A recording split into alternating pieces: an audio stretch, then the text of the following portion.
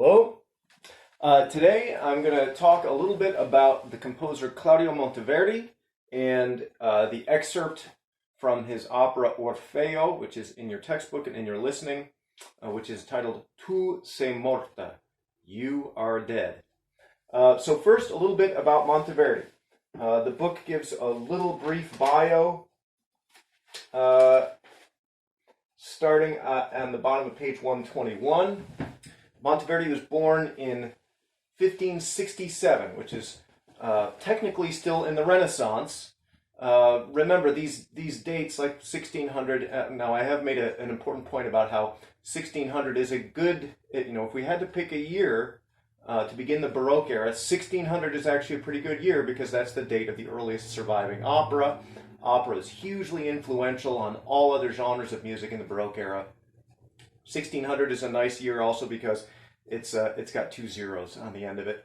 But Claudio Monteverdi was born towards the end of the Renaissance and is coming of age as we move into the Baroque era. And he is really, the way to think about Monteverdi is he is the most important transitional figure from the Renaissance to the Baroque era. In many ways, he's sort of very similar to Beethoven, of course, born 200 years before Beethoven. But just as Beethoven is this very important pivotal figure from the classical era to the Romantic era, and more than anyone else is responsible, if we had to point to one figure in music history who sort of led the way from the classical era to the Romantic era, that would be Beethoven. Monteverdi has a very similar position as we move from the Renaissance, from the style of the Renaissance, to that of the Baroque era. So they mention the two most important positions that he had, first as a court composer in the city of Mantua, serving the Duke of Mantua for about 20 years. And then after that, he had what was basically the most prestigious position in Italy, and that was as the music director at St. Marks Cathedral in Venice. A couple reasons why that position was so important. First of all, Venice was just a leading cultural center during this time. It had been all through the Renaissance and would continue to be into the at least the early Baroque era. Venice was an important city in many ways. First of all, it was an independent republic, very wealthy city. It was a center of commerce for a very, very long time. So it was powerful, it was independent, and it had a very strong cultural tradition. One of the things, by the way, that distinguished Venice was that, remember how we talked about the church had this rule, the Catholic Church, about not performing instrumental music in church, that sacred music should be purely a cappella, purely vocal.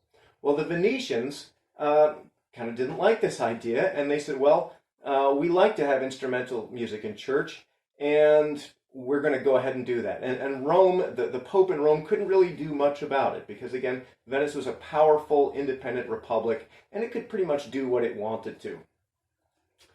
Within St. Mark's, and I think I mentioned in a previous lecture, if you do a Google search of Venice, probably the first picture that will come up will be of St. Mark's Square and that magnificent cathedral.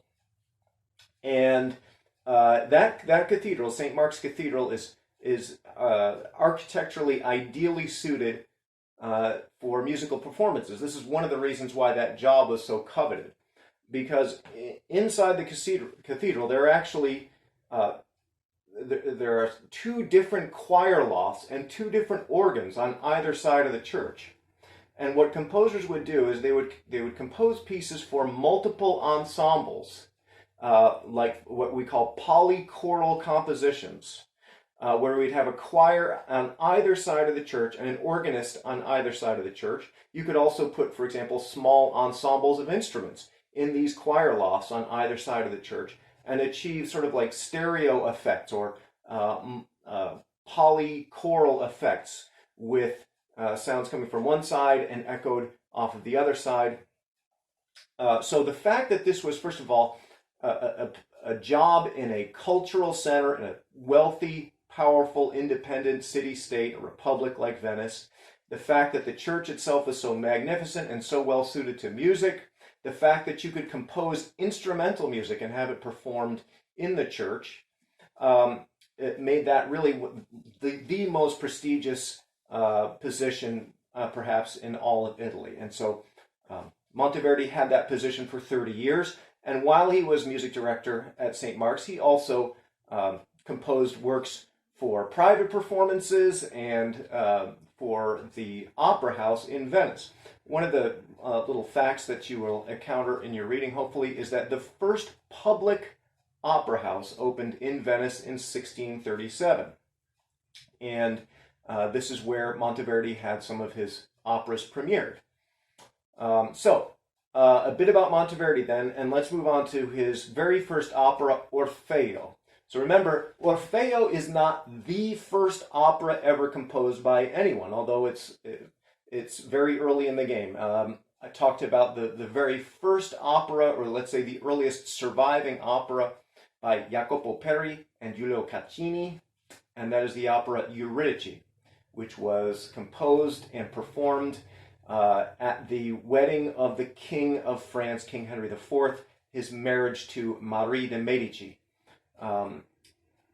Monteverdi heard a performance of that opera and decided that he could sort of improve upon the basic idea. So he created his opera Orfeo based on the exact same story, the Greek myth of Orpheus and Eurydice. So as you recall, Orpheus is this supremely gifted musician. He's a son of Apollo.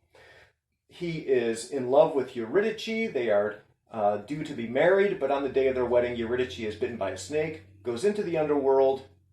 Orpheus resolves to set out in search of her in the underworld to find Hades, the god who is sort of the ruler of the underworld, and to plead with Hades to sing his songs and to try and convince Hades to allow Eurydice to leave with Orpheus to do what no one has ever done before, to go back out into the world of the living. The scene which is excerpted in your book, and there's a listening guide over here on page 123. This is the scene when Orpheus has just found out in the opera that Eurydice has died. Okay? And so the text here, if you look at the listening guide, along the left-hand column of the listening guide, it describes what's going on in the music and also points out some interesting instances of text painting. Remember, we talked about text painting when what is being described in the words is being highlighted musically. So there are descriptions of just that kind of thing going on. I'll talk about that in a second. Down the middle column of the listening guide is the original text in Italian, right? And down the right-hand column, obviously, a translation in English. So I want to point out a couple of interesting things about this text. First of all, there's an interesting little mistranslation here. The way that the book translates the original Italian, it says, Tu se morta mia vita. And the way that the book translates that into English says, you are dead, my dearest. So mia vita, they're translating as my dearest. And of course, Orpheus is singing to Eurydice. Even though she's died, he's sort of addressing her as he sings. He says, you are dead, tu se morta mia vita. Well, he's not saying you are dead, my dearest. He's saying you are dead, my life. He refers to her as my life, which is much more interesting poetically because he's trying to wrap his brain around this thing that he can't quite accept, which is that his beloved Eurydice is dead. He says, and he refers to her as my life. That's like his pet name for her. But how could she be dead if she is his life? You are dead, my life. You have left me, never to return. And yet I remain. Now this is another interesting little touch. It says here, you have left me forevermore, never to return, and I remain. And in Italian it's ed io rimango. So as he's singing the words ed io Rimango, as I, and yet I remain. Ed io rimango. No, no. He says no, and this is the point when he resolves to do something. But he says, no, no, I do not accept this. I will go confidently into the deepest abysses. I will go into the underworld, and having melted the heart of the King of Shadows, in other words, having found Hades and sung my songs for him and sung of my love for Eurydice, I will convince him to do what he has never done before, to allow someone to leave the underworld. I will convince him to allow Eurydice to leave with me. I will bring you back to me to see the stars again. Or, if pitiless fate denies me this, I will remain with you in the company of death. So he's resolved to either bring her back or stay there with her in the underworld, because he just can't live without her. Now, these interesting examples of text painting, which I alluded to. First of all, when we get to the word abyssi, I will go confidently into the deepest abysses. The melody goes down to a very low note. Profondi abyssi, lower than I can sing. And then later when he sings, I will bring you back with me to see the stars again. E rivider la stelle. The word stelle means stars, and he hits a high note on the word stars. Again, symbolizing the stars are way up there in the sky. So you sing on the very word stelle, you should have a high note. And then later on, again, as he sings, I will remain with you in the company of death. In compagnia de morte. Morte is death, and on the word morte, again, a low note symbolizing death. And then after that, the final line, addio terra, addio cielo, e sole addio. Farewell earth, farewell sky, and sun, farewell. Because, of course, he's leaving the world of the living. He's going into the underworld. He doesn't know if he's ever going to come back again. So he's saying farewell first to the earth, addio terra, and then addio cielo, goodbye sky, e sole, and the sun, goodbye. He's saying goodbye first to the earth, then the sky, then the sun, and each time at a higher pitch level. You can hear as he sings those words, he goes from lower on terra to a higher pitch on cielo, and then e sole, the highest note for the word for sun. So an awful lot of attention paid to taking the words and expressing the meaning of the words musically by using musical devices like just the simple high and low of pitches to symbolize and enhance and highlight the meaning of the words. One of the things that the book mentions about Monteverdi, and one of the reasons he's such a revolutionary figure, they mention his use of dissonance. Okay.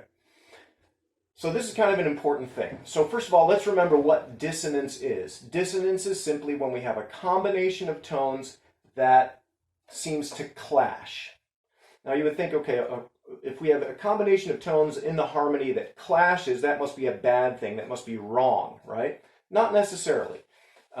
Dissonance can be used, first of all, to generate tension or to express emotions. It's kind of a necessary thing. If harmony was always consonant, if everything always blended together well, the result would be sort of blandness and probably boredom. However, in the Renaissance, okay, so remember, we're coming out of the Renaissance, and Monteverdi was, came of age during the late Renaissance and the transition into the Baroque era, which really he helped bring about more than anyone else. But he was trained according to these Renaissance era practices on what was the correct way to handle dissonances. Renaissance composers were trained, were thoroughly indoctrinated in the idea that any dissonances which appear in your harmony have to be dealt with as smoothly as possible so that they don't stick out and sound ugly. So there is dissonance in Renaissance music, but it's blended over so skillfully, and there's a systematic way that Renaissance composers learned to approach a dissonant tone and move away from the dissonant tone so that it doesn't stick out and kind of give you the chills or just sound ugly. The dissonance is there, but it doesn't draw too much attention to itself. It's sort of similar to the way a chef learns to use seasonings. If you don't have any seasonings, the food is all very bland. But if you have too much of it, you have a bitter taste, or just the seasoning takes over and you can't really taste the food, right? So, and this is all kind of in keeping with, remember, the Renaissance ideal of art, of music, or anything is that it must be beautiful first and foremost, right? Beauty is the number one criterion, as I said. That's your priority. So things like expressing emotions or whatever else, that comes after beauty, right? And so that means that we might have to sacrifice some emotional expressivity because our highest ideal is beauty. And after all, consonance is beautiful and dissonance is ugly, right? So while we need to have a certain amount of dissonance, it should be smoothed over. It should not be made to sound too prominent. And that was the thinking for a very long time, for at least 150 years, with regards to dissonance. Monteverdi comes along and he just kind of blows all this up. Instead, he purposefully makes it so that the audience can hear the dissonances. He doesn't try to smooth them over. He kind of puts them out there for people to hear. Why does he do this? Because he feels they serve an expressive purpose. Let's say you're writing an opera about a character whose bride-to-be has just suddenly and unexpectedly died, and this character is left heartbroken, right? In that case, the expression of that emotion is more important than some abstract notion of beauty, right?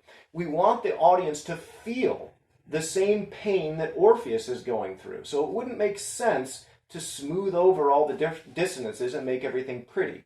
Instead, it would make more sense if the audience could feel the pain, and one way to make them feel the pain is to make them hear the dissonance. So you'll hear at the beginning of this recitative, remember what recitative is, it's a style of singing which is speech-like. And in this recitative, what we hear at the very beginning is the orchestra playing a chord, it's a G minor chord. And then Orfeo sings his melody on these three notes. Tu Se Morta. Right? So, this note is consonant. You are dead. Tu se morta. The note that is sung on the word se, which is R in Italian, tu se morta, is dissonant. Right? Monteverdi it's what we call an unprepared dissonance. It is a dissonance that is leapt to from the B flat directly to the F sharp. It's an awkward kind of motion that makes you notice that dissonant note that much more, right? And then he does the same thing immediately following. So he's Tu se morta, se morta mia vita. So again, on the word say, Tu se morta.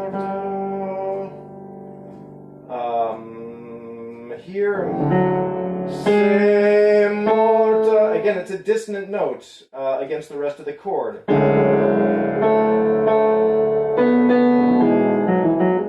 right. So again, it might not seem like a big deal to us today, 400 years later, listening to this music. Like, okay, so yeah, there's a dissonant note there. So what? It was a very big deal in Monteverdi's time, and he was criticized for this kind of thing. Other composers or critics, people who listened to his music said, what are you doing? You can't do that. You have to blend those dissonances in. You can't just have them sticking out there for everyone to hear. And they basically criticized Monteverdi as if he didn't know what he was doing. And Monteverdi's response was, no, I'm not following those rules. I have invented a new practice, as he called it.